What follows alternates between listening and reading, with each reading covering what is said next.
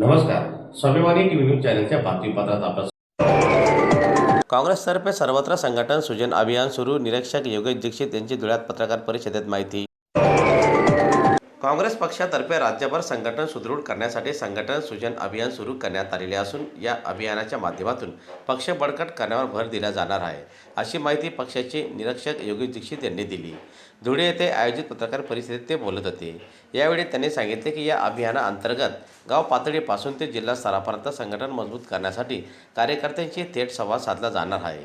तसेच नव्या कार्यकर्त्यांना पक्षात सामील करून घेणे, जुने कार्यकर्ते सक्रिय करणे आणि पक्षाच्या विचारधारेचा प्रसार करणे यावर विशेष भर दिला जाणार आहे. दरम्यान दीक्षित यांनी पुढे सांगितले की आगामी निवडणुकीच्या पार्श्वभूमीवर हे अभियान महत्त्वाचे असून पक्ष संघटना अधिक सक्षम करण्यासाठी विविध कार्यक्रम राबविले जाणार आहेत.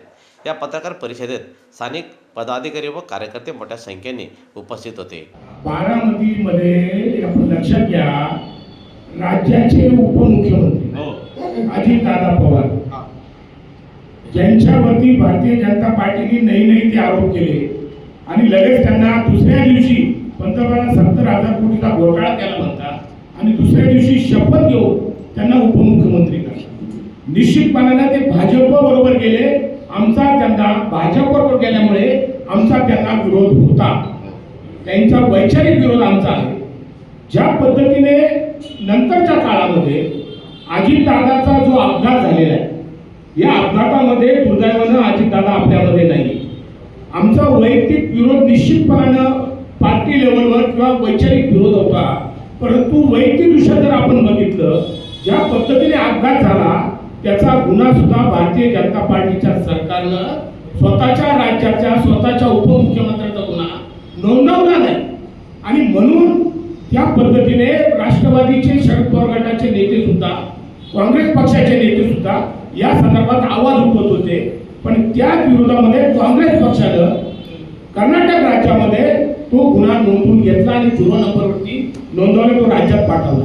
ही पार्श्वभूमी.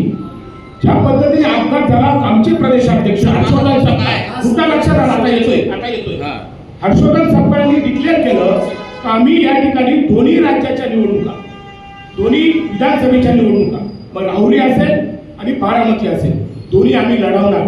आम्ही डिक्लेअर केलं, कॅन्डिडेट डिक्लेअर केले. जर राष्ट्रवादीच्या दोन्ही जागा राष्ट्रवादीच्या होत्या, शरद पवार साहेबांच्या गटाच्या होत्या, दोन्ही जागा काँग्रेसच्या नव्हत्या आमच्या महाविकास आघाडीमध्ये. आणि म्हणून राहुरीमध्ये आम्ही सांगितलं, तुम्ही जर उमेदवार देणार असाल तर आम्ही देऊ. राष्ट्रवादीने तिथं उमेदवार दिला. बारामतीमध्ये सांगितलं, तुम्ही उमेदवार देणार असाल तर आम्ही देऊ. परंतु अजितदादा ज्या वातावरणात गेले, जो अपघात झाला आणि संशयास्पद अपघात आहे, संशय लोकांना हा घातपात तर नाही ना. आणि म्हणून या पार्श्वभूमीवर या पार्श्वभूमीवर सहानुभूती म्हणून स्वतः उपमुख्यमंत्री सुरेंद्रराजेने, वहिनींनी सुद्धा आमच्या प्रदेशाध्यक्षांची खरगे साहेब यांना विनंती केली की आम्हाला या ठिकाणी या बिनविरोध निवडून देण्यासाठी मदत करा.